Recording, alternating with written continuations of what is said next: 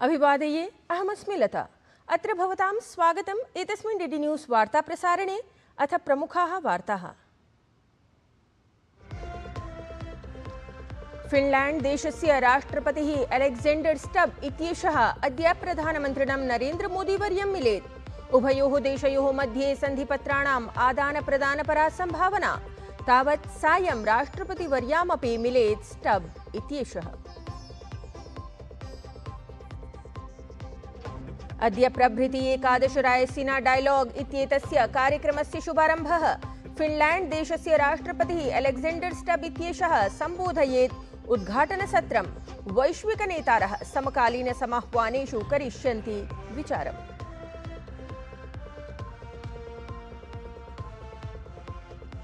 राज्यसभा निर्वाचनेभ्यः नामाङ्कनार्थम् अद्य अस्ति अन्तिमं दिनं।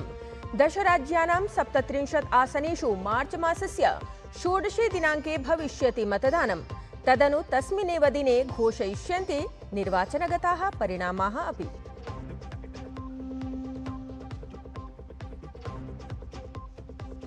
नेपालदेशे नवप्रशासनस्य निर्वाचनार्थम् अद्य समाचर्येत मतदानम्। 8,00,000 अपि अधिकं मतदातारः कुर्युः मताधिकारप्रयोगम्। नेपालदेशे तावत् सुरक्षायाः व्यापकाः प्रबन्धाः सन्ति प्रकल्पिताः।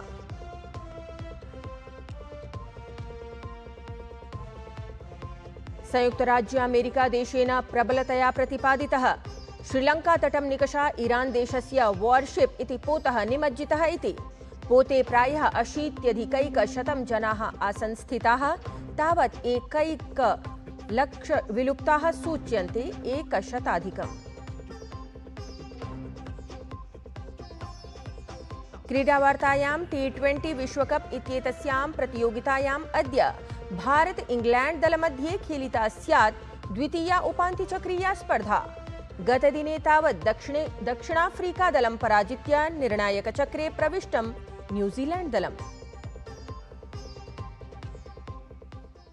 साम्प्रतं वार्ताः विस्तरेण। फिनलैंड देशस्य राष्ट्रपतिः अलेक्जेंडर स्टब इत्येषः अद्य प्रधानमन्त्रिणा नरेन्द्र मोदिना समं सम्मिल्य अनेकेषु क्षेत्रेषु द्विपक्षीय सहयोगं सुदृढयितुं चर्चां कुर्यात्। अत्रान्तरे अद्यैव सायम् असौ राष्ट्रपतिवर्यां द्रौपदी मुर्मू वर्यामपि मिलेत् इति सूचना अस्ति। तावत् फिनलैंड देशस्य राष्ट्रपतेः उपराष्ट्रपतिना अथ विदेशमन्त्रिणा समम् अपि मेलनस्य कार्यक्रमः अस्ति। तत्रैव फिनलैंड देशस्य राष्ट्रपतिः डॉक्टर अलेक्जेंडर स्टब इत्येषः 4 दिनात्मिकीं यात्रामुद्दिश्य गतदिने नवदिल्लीं प्राप्तः। विमानपत्तने तदीयम् औपचारिकं स्वागतं समाचरितम्। ध्येयं यत् फिनलैंड देशस्य राष्ट्रपतिः मार्च मासस्य 7 दिनाङ्कं यावत् नवदिल्ल्याम् आयोजयिष्यमाणे ऐषमः एकादशे रायसीना संवाद इति कार्यक्रमे मुख्यातिथित्वेन अथ प्रमुखवक्तृत्वेन सहभागितां समाचरिष्यति। नवदिल्ल्याम् अद्य प्रभृति ऐषमः एकादश रायसीना डायलॉग इत्येतस्य कार्यक्रमस्य भव्यम् आयोजनं समारभते। एतत् सम्मेलनं वैश्विककूटनीतिक-रणनीतिकप्रकरणेषु अथ समकालीनान्ताराष्ट्रियसमाह्वानेषु विचारस्य प्रमुखमञ्चत्वेन अस्ति। विदेशमन्त्रालयस्य अथ ऑब्जर्वर रिसर्च फाउंडेशन इत्येतस्य संयुक्ते तत्त्वावधाने आयोज्यमाने एतस्मिन् कार्यक्रमे जगतः अनेकेषां देशानां मन्त्रिणः, नीतिनिर्मातारः, सैन्याधिकारिणः, विशेषज्ञाः प्रतिभागितां कुर्वन्ति। अत्र सम्मेलने बहुध्रुवीय विश्वव्यवस्था, इंडो पैसिफिक इत्येतत् सम्बद्धा रणनीति, जलवायु परिवर्तनम्, ऊर्जा सुरक्षा इत्यादिषु सदृशेषु महत्वपूर्णविषयेषु चर्चा भवति। एकादशेन संस्करणेन भारतं पुनः सन्दिशति यत् परिवर्तमानायां विश्वव्यवस्थायां संवादः, सहयोगः च एव स्थिरतायाः, शान्तेश्च आधारः अस्ति। तत्रैव भूटान देशस्य विदेशप्रकरणानाम् अथ विदेशव्यापारमन्त्री ल्योम्पो डी.एन. धुङ्गील् इत्येषः अपि एकादशे रायसीना डायलॉग इति संवादकार्यक्रमे सहभागितां कर्तुं नवदिल्लीं गतदिने सम्प्राप्तः, यत्र तदीयं भव्यं स्वागतं समाचरितम्। भारत-भूटान-देशयोः मध्ये पारस्परिकविश्वाससद्भावनाधारिताः सुदृढाः सम्बन्धाः सन्ति। धुंगियेल इत्येतस्य अनया यात्रया द्वयोः देशयोः रणनीतिकमैत्रीपूर्णसहभागिता इतोपि दृढा भविष्यति इति अनुमीयमानम्। एतेन सममेव दक्षिण यूरोपीय देशस्य माल्टा इत्येतस्य उपप्रधानमन्त्री अथ विदेशपर्यटनमन्त्री इयान बोर्ग इत्येषः अपि भारतं गतदिने एव सम्प्राप्तः। दिल्लीं सम्प्राप्तस्य इयान बोर्ग इत्येतस्य स्वागतं समाचरितम्। असौ एकादशे रायसीना डायलॉग इत्यत्र कार्यक्रमे सहभागितां कर्तुं नवदिल्लीं समागतः अस्ति। 10 राज्येषु 37 राज्यसभासन्देभ्यः नामाङ्कनाय अद्य अन्तिमं दिनम् अस्ति। मतदानं मार्च मासस्य 16 दिनाङ्के भविष्यति। अवधेयं यत् महाराष्ट्रराज्ये 7, तमिलनाडुराज्ये 6, बिहारराज्ये, पश्चिमबङ्गालराज्ये च 5, ओडिशाराज्ये 4, असमराज्ये 3, तेलङ्गानाराज्ये, छत्तीसगढ़राज्ये, हरियाणाराज्ये च 2, हिमाचलप्रदेशराज्ये च 1 आसन्दं रिक्तं भवति। नामाङ्कनपत्राणां निरीक्षणं श्वः अर्थात् शुक्रवासरे भविष्यति।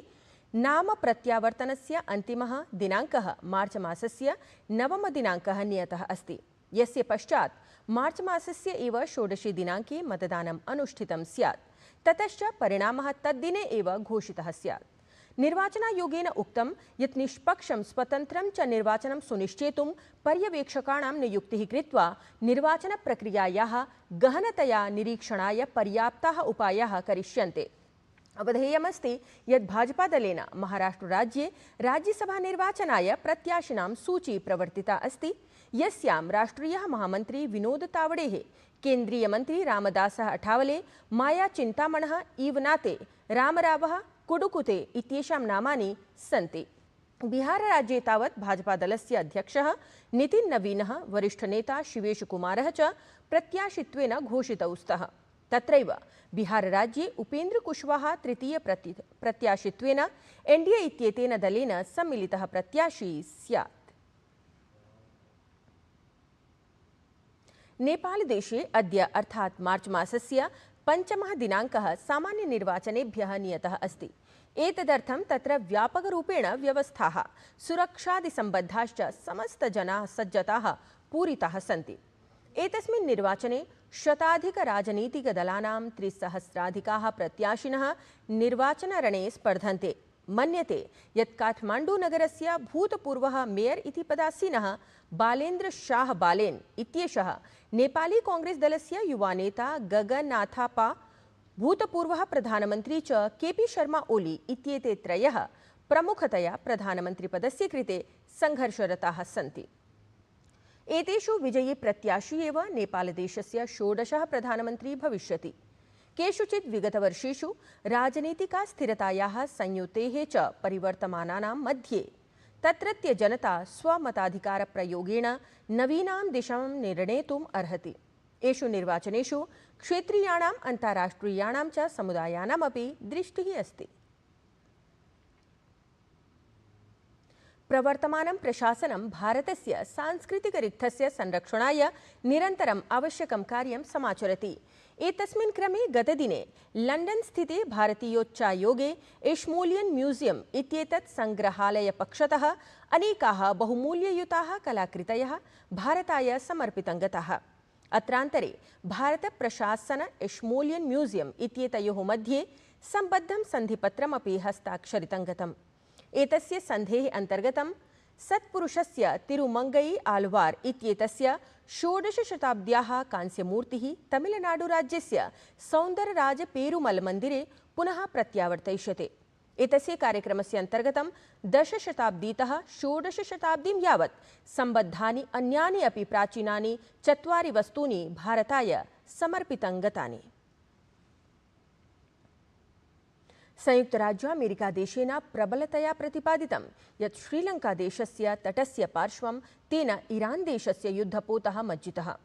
संयुक्तराज्यामेरिकादेशस्य रक्षामन्त्री पीट हेग्सेथ इत्यसौ उक्तवान् यत् अस्माकं जलपोतेन द्वारा प्रहृतेन एकेन टॉर्पीडो इत्येतेन एकम् ईरान देशस्य युद्धपोतः मज्जितः। असौ पेण्टागन् इत्यत्र एकस्मिन् संवाददातृसम्मेलने उक्तवान् यत् मंगलवासरस्य रात्रौ ईरान् देशीयः युद्धपोतः आक्रान्तः। एतदाक्रमणं द्वितीयविश्वयुद्धस्य पश्चात् कस्मिंश्चित् रात्रौ एवं प्रकारकं प्रथमम् आक्रमणम् आसीत्। एतस्मिन् युद्धपोते प्रायः 80,000 जनाः आसन्, येषु 1,000 जनाः लुप्ताः इति सूच्यन्ते। अपरतः श्रीलङ्कादेशेन उक्तं यत् युद्धपोतस्य आह्वाने साहाय्यं प्रेषितम् आसीत्। अनेके जनाः तत्र सुरक्षिताः अपि निष्कासितं गताः। क्रीडावार्तायां T20 विश्वकप चषक प्रतियोगितायाः द्वितीया उपान्त्यचक्रीयस्तरीया स्पर्धा अद्य भारत इंग्लैंड इत्यनयोः दलयोः मध्ये भवेत्। इयं हि स्पर्धा मुम्बई स्थिते वानखेड़े प्राङ्गणे सायं 7:00 स्यात्। यद्यपि पणं 6:30 स्यात्। दलद्वयमपि उपान्त्यचक्रस्तरीयस्पर्धायाम् अनुक्रमं तृतीयवारं सम्मुखं भविष्यन्ति। अवधेयमस्ति यत् दलद्वयाभ्याम् अधुना यावत् आहत्य 29 स्पर्धाः क्रीडिताः सन्ति, यासु भारतेन 17 स्पर्धाः, इंग्लैंड दलेन च 12 स्पर्धाः जिताः सन्ति।